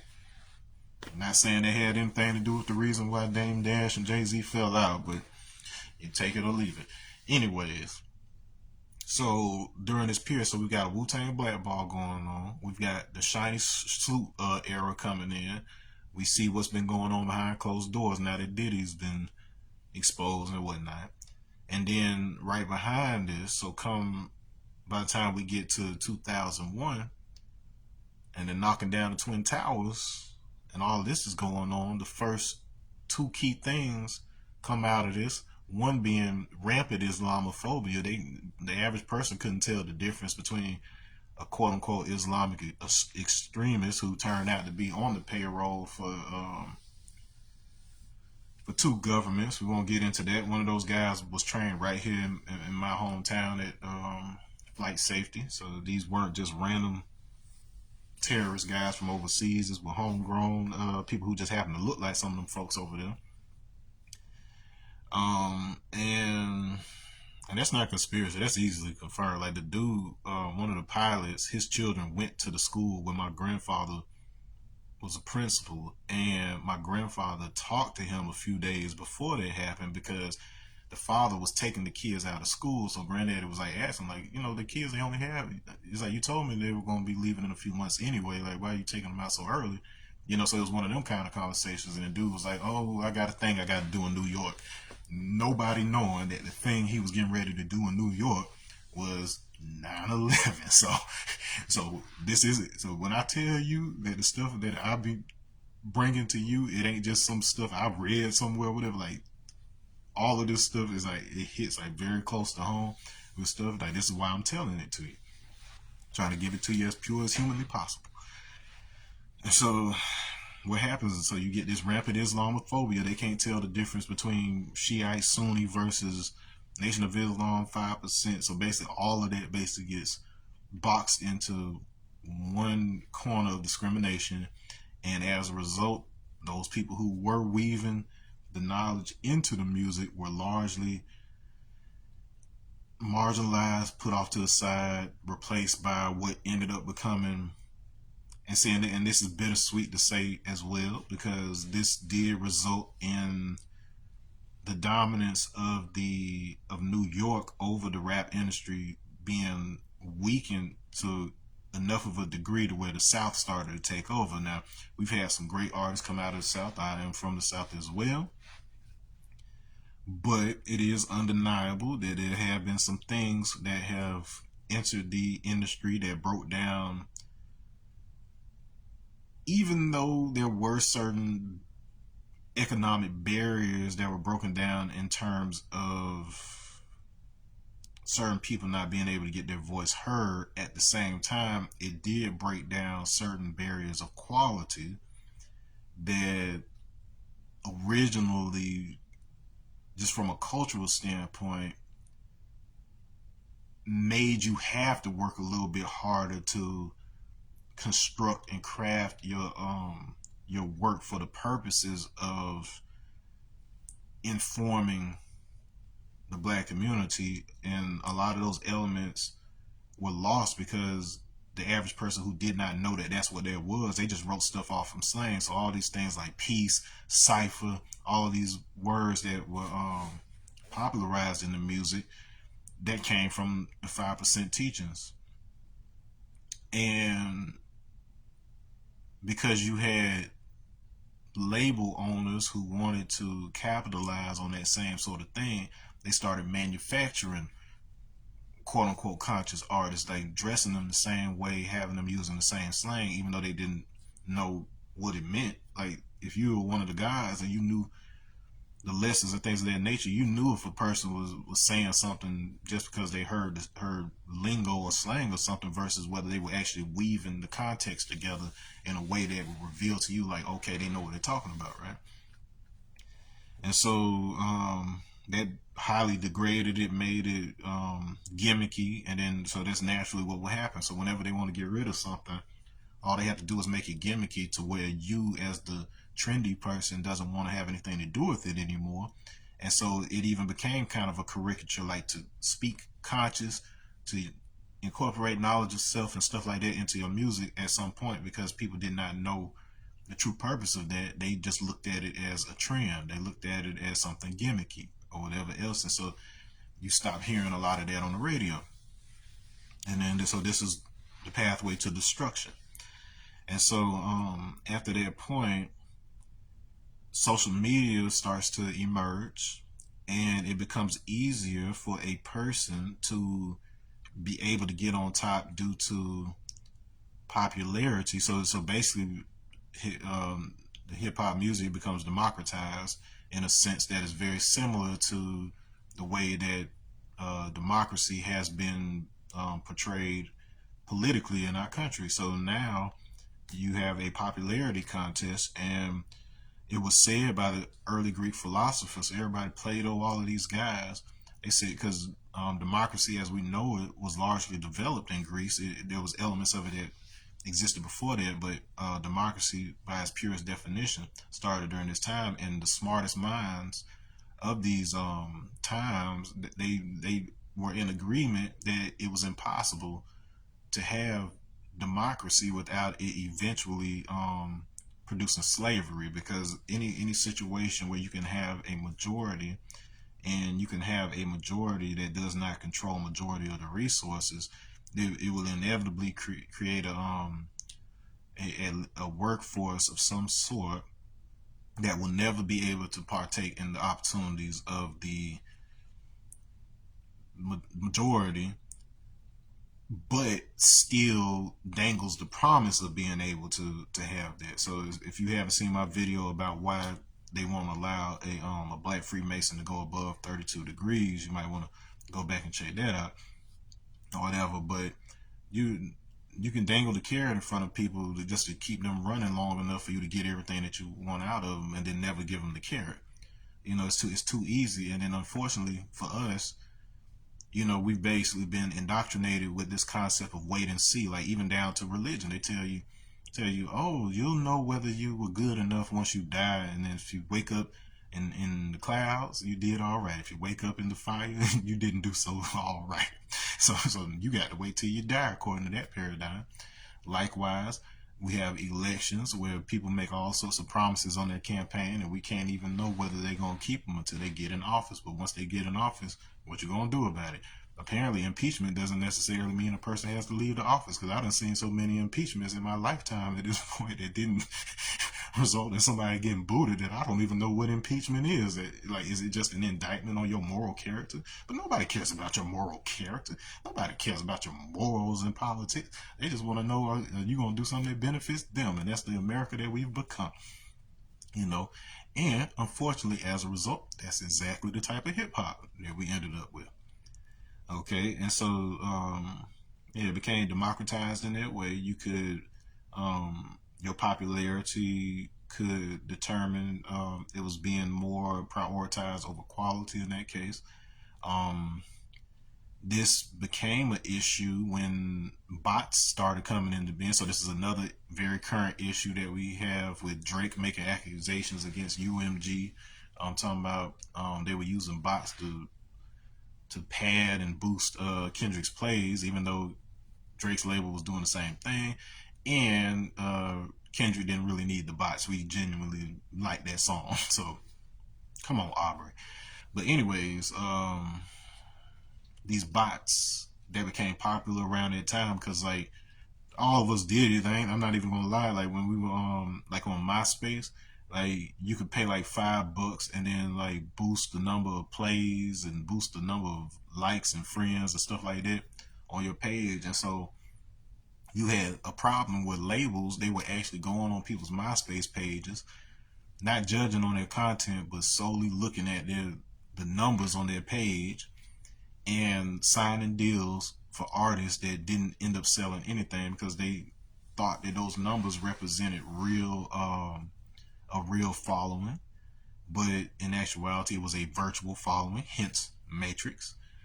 And as a result, the industry lost a lot of money during a time that was very bad for something like that to happen because you had the digital downloads happening. So people were doing peer-to-peer sharing of the music. And so they weren't as motivated to go to the record store and buy the new album when it came out. They would just download it, burn copies for their friends. Bootleg man burn CDs, go out there and make him a $5 or $10 a CD. It was a shift in the economy as a result, and this happened right on the precipice of the market crash of 2008, which was devastating in so many ways. If you haven't seen this movie, Rob Peace, it's on Netflix. There's Mary J. Blige in it, a few other stars you recognize, but based on a true story about this young man, very intelligent man that managed to get into Yale and built a real estate business for himself, managed to fight his father's case and get him out of jail at one point, and was working on helping cure his dad's cancer. All of this, and all of a sudden 2008 market crash happens, and he has to resort to selling weed and stuff, selling drugs, and then gets into it with the local gangs, and ultimately ends up, well, you can go watch it. And so anyways, that crash was based on the fact that America was living in an illusion. America thought it had more money than it had because there we allowed these cats on Wall Street to get fat pockets off of the speculators market. So the speculative market is basically you betting on the failure of other companies. And in the stock market, you don't necessarily have to be providing a service. Like once upon a time, human occupations were based around the service that they provided to society as a whole, not simply their own personal interests. And because you had more of that going on, people were like, well, why am I working this quote unquote 9 to 5 or doing this kind of job when I could just be, checking my stocks from my phone and then get rich in a couple hours, And so because a lot of this was going on, and you had certain people padding their numbers so that their companies could look good on the reports when they had to report to their investors and things of that nature, you had a lot of this going on, and as a result, the whole thing crashed. And some people up here, they were fine. They had a backup plan and but the people down here who weren't in the know were screwed. Screw it. Screw. And they pulled the plug on all of this and let it all come toppling down just in time to appease you with your first black president. So he never stood a chance. And he could have all the good intentions in the world if he wanted to, and so on and so forth. There was nothing he could do at that time. And there's a reason why this man went in with black hair, came out with gray hair, because there was nothing he could have done. He was just basically there to keep a smile on your face while they picked up the pieces of this system that just came collapsing down. It was a magical system that a thread was pulled and it came crashing down without any consideration of the consequences. Now, once again, that would not have been so bad if you were informed, but the main system that we were using to inform each other was largely destroyed by the president that was in the office that 8 years before this happened, that whole period,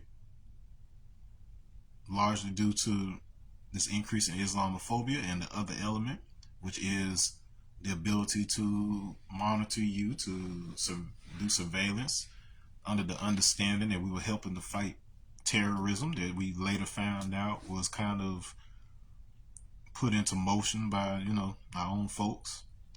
And so there's a lot of disillusionment there. And so the benefit of this is that now, today, it is very easy to hide things in plain sight. Peace, Jessica. I see you. Thanks for joining. It's very easy to hide things in plain sight today because you don't trust anything.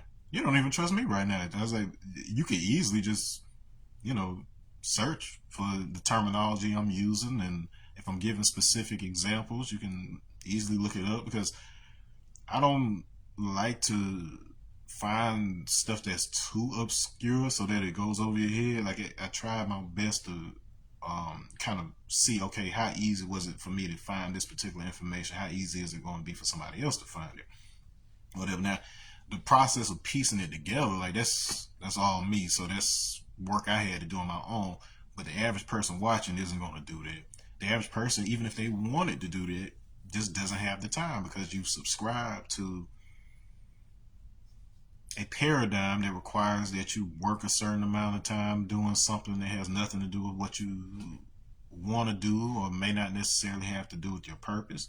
You have industries that you get into that on the surface it's aligned with whatever you want to do, like whether it be the music or it be the arts or whatever it may be. But when you find out, when you see what's happening behind the scenes, you realize it's just business, and they just slap the word art on the front of it. They just slap the word music on the front of it, but all the business works the same way. And this is why this conversation is so important. So if you've been paying attention, these three subjects that are in the title, they're all interwoven. If you understand how the underlying foundation is, the connection between those is, you pull the thread on that, all the others come toppling down. But just like in the movie The Matrix, they say that some people are so hopelessly dependent on the Matrix that they will actually defend it against you who will try. So is the goal really to unravel and destroy the Matrix? No, because you would die in the same process.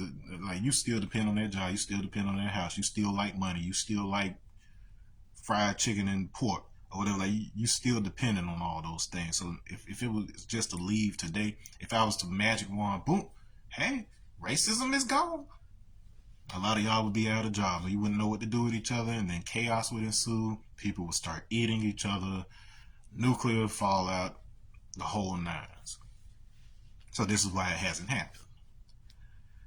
Okay, so what is it going to take to be able to make a difference? You really should be trying to throw comfort and safety out of your mind, because that's what's weakening you right now. But at the same time, you don't have to make things safe if they're structured and built right in the first place, if you know what I mean. Like, you shouldn't have to be constantly trying to protect yourself if you're living in a structure that is already naturally protective. And so this is why people used to live in naturally formed dwellings, whether it be caves or other types of structures, because those structures have already proven through the test of time that they are sturdy and stable and will be there for millions of years. This is why temples and things of that nature were once carved into pre-existing mountains and things of that nature, because they've already proved through the test of time that these structures are sound. But then you go somewhere like, say, California, and you're putting up the equivalent of multi-million-dollar paper huts with wood and stuff like this in areas that would not be otherwise inhabitable. And then all it takes is either somebody lighting a match or throwing a cigarette in the woods, or somebody having faulty cables because they won't pay. They won't listen when you tell them not to plug all this stuff into the DJ plug, the outlet. You know what I'm saying? And so all it takes is one spark, and then boom, there goes all your stuff, right? And so likewise, so you by this point, there I've given you enough background. It's time. I'm sure you want action items. You want action steps. You want, what can I do? It doesn't matter what color you are, because just like RZA said, all those seeds, we can all come together. 5 human families form the wings of the phoenix. We can rise and fly over all the bullshit. So here's what you need to do. So 1, you have to learn the language. You have to learn the distinctions. You have to learn the symbols. You have to recognize how this exact same language, how these exact same symbols are not only woven into everything about your society, but whether it be your religious texts or whether it be your laws. You need to understand that these things weren't something that somebody just sat down and came up with, but it was actually observation of the existing mathematical structures of the universe. And don't worry, I'm not going to leave you hanging. I'm going to do my best to put out videos to teach you how to see these things and how to be able to mathematically prove certain things, as opposed to having to be your opinion against somebody else's. I'm going to instill you with all those skills. But as it stands now, the least you need to understand is that you are operating within a magical system. It only appears magical to you because it is based on an advanced language technology that, once again, as Arthur C. Clarke said, if any technology is sufficiently more advanced than the society observing it, then they will most likely perceive it as magic. This very magic has been with us since the beginning of man. I'm about to drop a lot of bombs on you right now that I'm gonna have to do entire videos to explain. But the word, don't want to give y'all that one yet.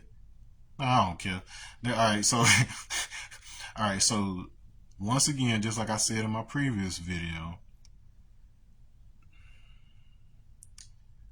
don't concern yourself nearly as much with whether or not what I'm telling you right now is real, so much as concern yourself with the fact that the people running the world think it's real. Let me put it that way. So regardless of what you think, regardless of what you believe, just bear in mind,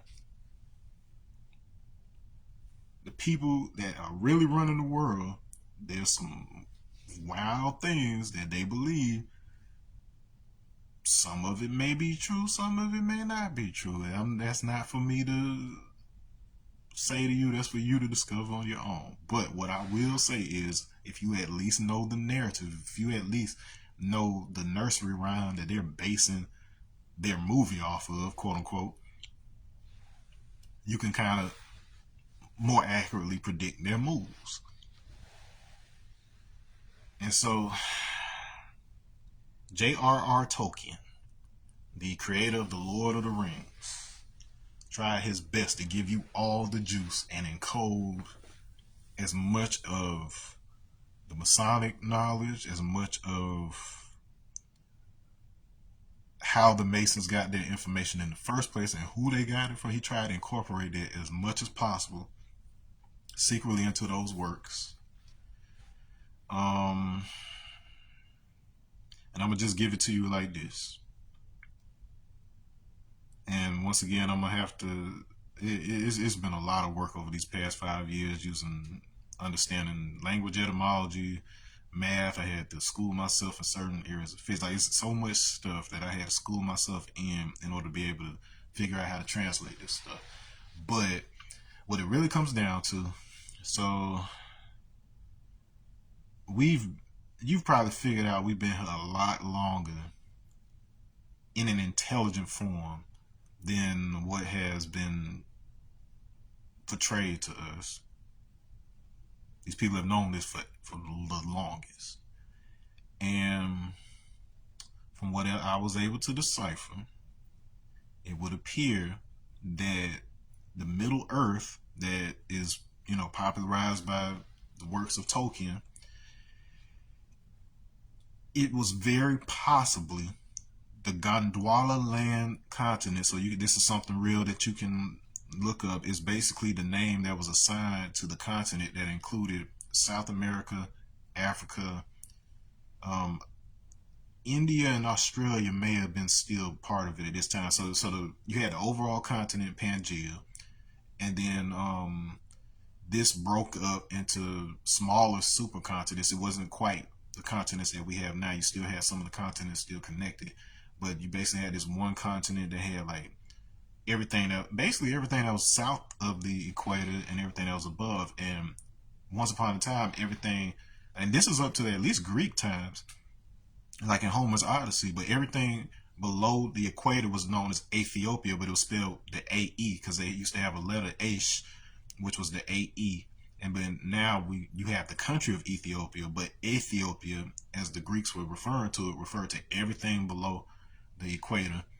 And so basically that's what the division was. So everybody below the equator, the dark skinned people lived there, and the new races that were starting to pop up were given the upper region. So to this day, you still have high concentrations of dark skinned people in South America, Africa, South India, and Australia, whereas you have most of your lighter people living above the equator in like your Europe's, Greenland's, North India, and Asia. So that is not an arbitrary feature. That is very specific and very agreed upon thing that happened with society. Everybody was in agreement. This is where everybody would stay. If you look at Homer's The Odyssey, you'll see where they went to go. Somebody went to go consult with the gods, and Poseidon and Zeus. They said that they were away in the land of the Ethiopians because they're like there's a whole thing tied into that. Like why was Zeus kicking it with the Africans at that time? That's for you to find out. But anyways, case in point, this Gondwana land continent, which according to your mainstream science, broke apart. If I recall, it was 200 million years ago, something like this. Either 20, was it 20 or 200 million? It was something like 200 million years ago. Now you can check me on that. And so the implications, of course, that there was intelligent human life, or at least human-like life, but it was human.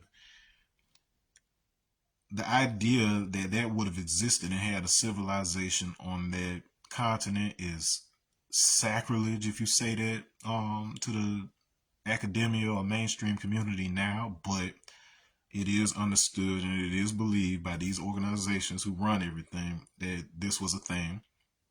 Not only this, but once again, what you perceive as magic was a very real interfacing system that can be mathematically understood. It has since evolved into systems, particularly those in West Africa, like your Ifa, Alpha. These systems that we were largely disconnected from. Voodoo and things of that nature are descendants of those systems. Once again, some people use it for good, some people use it for bad, but it is inherently an interface with the electromagnetic system that this Earth realm is basically plugged into. So you have an operating system. I think the easiest way for you to even be able to conceptualize and be able to bridge how that would be possible is think about the fact that the breath that you breathe in, it is basically, it's not coming to you in a discriminate fashion. It's coming to you from this whole atmosphere that is holding the planet. So you may get an atom that was from this side of the planet, an atom that was from that side of the planet, all coming in at once when you breathe in. Likewise, the information of your body that leaves when you breathe, it then reconnects with this, it disperses and becomes part of that atmosphere again. So that's literally the easiest way I can begin to even introduce how something like that would be possible. But long story short, by whatever means, these people, they had the knowledge of this particular interface. I won't get into the details of that because, like, really, like, you can make a, it's not as hard to make a planet as you would think. I'll just put it that way. But anyway, so you had this interface. You had people who looked a particular way that persisted for a long, long time. You had these same people, they became arrogant and thought that there was no unrighteousness within them. One of their own set out to prove that that wasn't the case, and that it would be dangerous if we did not address the potential for wickedness within inside ourselves. Otherwise, it would we would become power hungry, different things of that nature. And so, an intentional process of isolation took place where a person who embodied all of those qualities and underwent a genetic mutation as a result of the abuses that were applied for this process emerged. And that type of person was given all the tools to rule over the original man until such time that the original man understands that you cannot solve the problems of the world by attacking the manifestation of the potential for wickedness within you. Only by turning within and defeating it within yourself can you unlock the tools to address the manifestation of it. So, in other words, when we bring it back to this conversation of white supremacy, you're basically in the midst of an initiation. You are learning to be, and I don't care how many people this is going to tick off. I'm sorry. That we'll go through other videos where I can distinguish, and I have in other videos distinguished the language behind what I'm saying, because I do understand that your usage of certain words is not the original intended version, and that is by design. But your ability to be God's here on this earth, to be the new stewards of the planet, basically involves you proving that you can be responsible with the keys. Like, nobody's going to create you and then just hand it over to you without making sure that you are prepared for that responsibility that comes along with creating life and creating realities and things of that nature. And so part of this initiation process has involved creating a construct that you essentially associate with most of the worst things that happen to you on a daily basis. And then you say to yourself, well, why would somebody who loves me do this? Well, nobody puts anything on your shoulder. Well, the creator doesn't put things on your shoulder that he doesn't think you're built for. But it's just like you've seen those X-Men movies. Like, their powers would typically manifest as a result of them going through some kind of trauma or going through some kind of heightened emotional type of situation. And so even those movies, even those comics are trying to put you on game to the same process I'm talking about. So there's a certain potential that you have, and the game can end just like that in a day if you know the answer. But the the whole thing, even though you do have people who have no idea where their power comes from, you have people who have no true understanding of where their wealth comes from, you have people who are doing horrible things and have no idea that where they even got the ideas. You've got people who think they're doing good things but have basically been tricked into doing those things due to them not understanding the impact it has on people who don't have the voice to tell them that, hey, you're impacting me in this way. And it's also designed such that when these people do speak up, that they've already been trained to discount it as lies or as deception. So it's not that you don't have people who want to do good. Peace, Philip. Philip, go back and watch this in my other videos and put some of this shit in a movie, please. Like this, like the reason I'm doing this in the first place is I'm trying to give everybody the language that is necessary, that needs to be woven into our music, into our film, into our art, if you want to be able to unravel some of this stuff. Because I guarantee you, the entire world has been shaped. This entire reality has been shaped by the greatest artists of all time, musicians of all time, and linguists of all time. And that's not opinion as an artist. What I'm telling you is that If you like Da Vinci, like the Da Vinci Code, like that whole concept, that information is embedded in all of these different works, the different ratios they use to construct that stuff. This is a information system that allows these teachings to be communicated among initiates. And so all it takes is for you, the average human being, if you understand this, I hate calling it a code because that's been, kind of cliched over the years, but that is essentially what it is. It's matrix code. You know what I'm saying? We'll talk like, yo, like Phil, like get with me, and anything you want to know, like make sure you get with me. And I'll tell you all this stuff, and I'll tell you how they've used it in Hollywood. I was given all the keys on the different formulas they were using. They're not even reading scripts. Like it's crazy. Like they would literally, if you don't have certain words on like page 32 of this script, they're not even gonna read the whole thing in Hollywood because they're looking for these codes that I'm talking about. And there's people who've written books on that stuff that know more about it than I do, but I'll point you in that direction. But anyways, case in point, you have to learn this language, have to learn these codes, and I guarantee you it will get you results a lot faster, but there's a catch. Everybody, like I've said before, everybody wants to skip over.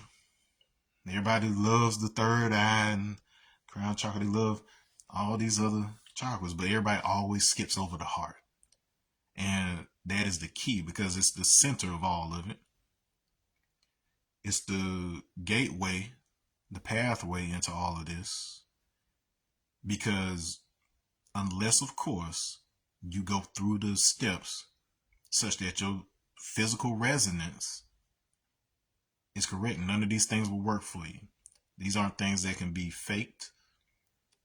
Like there is a lot of fake out there. There's a lot of fake that you can get away with within the closed constructed system. But as far as like the real universe goes and the codes to the real universe goes, you're not even gonna have access to those kind of changes and being participatory in some of that stuff unless of course your heart is in the right place. And so that was the whole purpose of any metaphor that was shaped in the form of like a Christ or Krishna, just these different figures, is based around them telling you that it's what's at the center of that cross, not the cross itself that is giving you said power, and that's where the heart is located. And the physical heart is simply a manifestation of, I guess you could say, the central sun in a galactic construct of interactions. So you essentially live in two universes simultaneously, and this isn't just like mystical stuff. So there's the material universe that you are familiar with physics, but also in physics there's this component of the interactive universe. And what I mean is you have certain particles that are considered matter, like electrons and things of that nature, but then you have certain particles like what's a good example, like neutrinos, which are considered interactive particles. That means that they don't have mass of their own, but they are the forces that allow the matter to interact with each other. So you've got these. So if you look at it that way, like if you look at everything that you can see and touch as being the material universe, there's a overlapping interactive universe that has a very specific structure that's informing the way that the material universe looks to you. So that concept I told you at the beginning. Hey baby, my daughter just came in. So the knowledge and wisdom that I'm talking about, knowledge corresponds to that underlying information of the interactive universe. To learn about those particles, how they interact with the material particles. That's that wisdom I was talking about. And when you bring those two together, turn my light back on, please. Thank you, ma'am. All right. When you bring those two together, you bring the interactive universe together with the material universe. You get the type of universe that we have now, that we appear to be able to be in motion. We're able to interact with it. So that basic concept is how all realities are made. So this is your God lessons right here. So nobody's gonna give you the keys to the big ship until you know how to pilot this ship right here. This is your first Merkaba. This is your first vehicle. And until you understand how to bring your spiritual aspects through this thing, you're not going to be able to do any of the cool stuff that you get to do once you leave here. Like, you can do it while you're here, but most of us will never experience that until we're dead, because we've been taught that you won't until you're dead.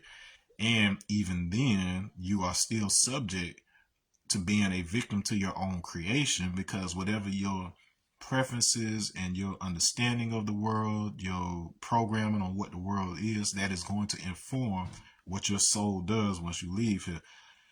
Once again, not one of those things that was just read. Like, there are techniques out here and trainings out here for you to be able to distinguish the difference between what it means to actually be out of the body versus what it is to be in a dream. And I have gone through that, looked around, was like, oh, okay.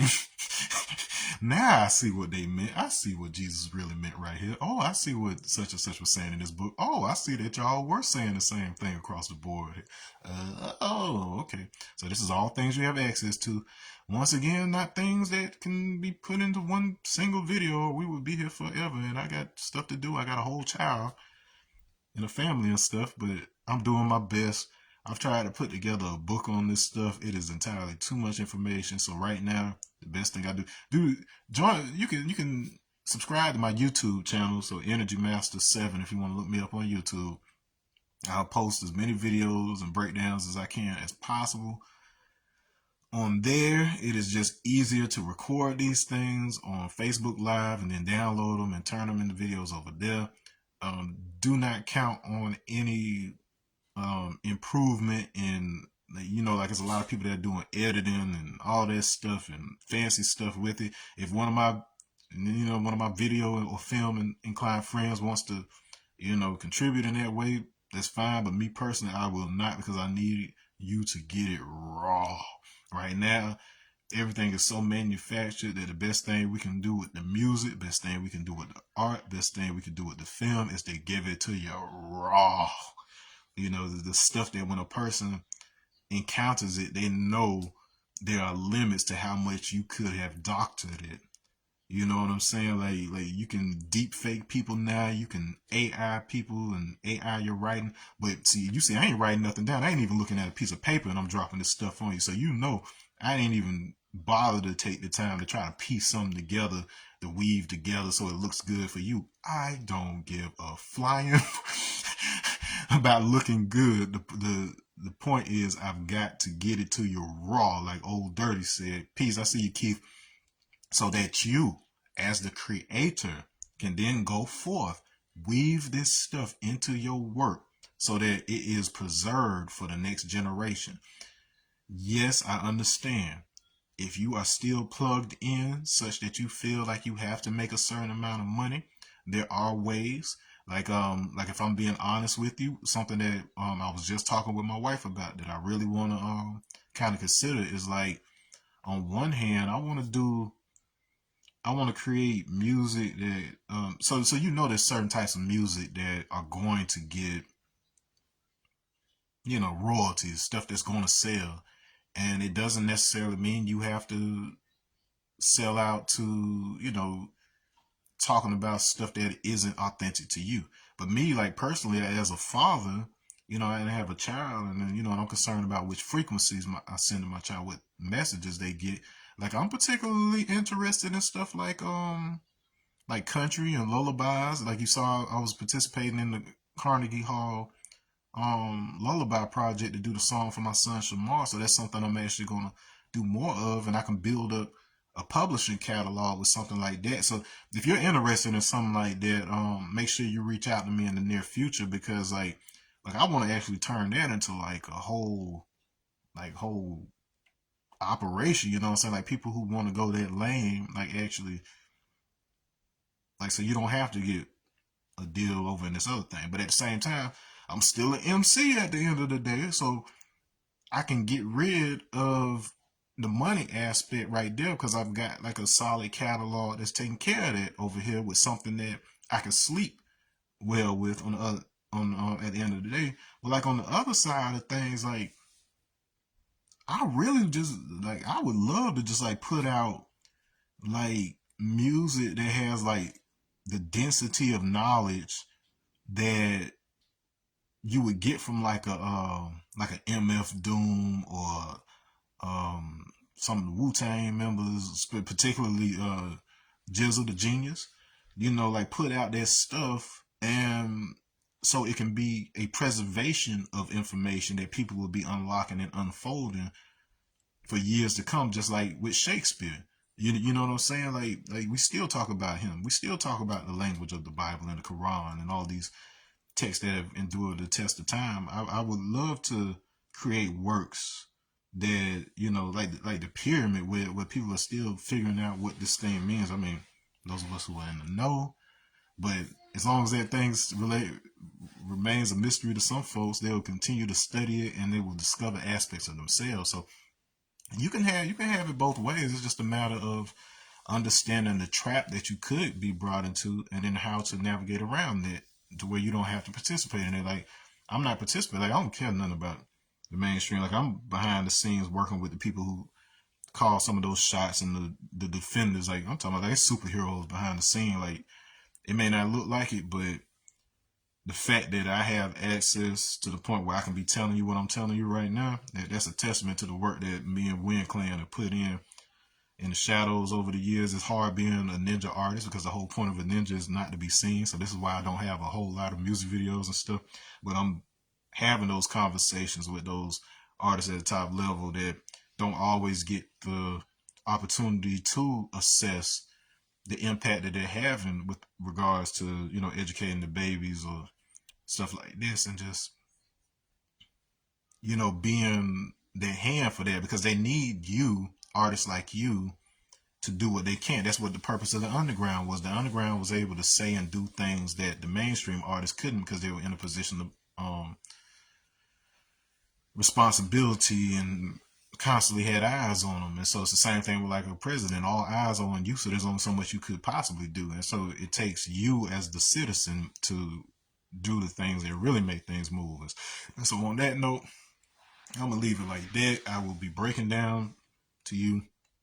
So that's what I want to say about white supremacy. It is every bit as quote unquote despicable as you would want it to be, but your emotional response to it prevents you from having access to the tool that you need in order to be able to do something about it.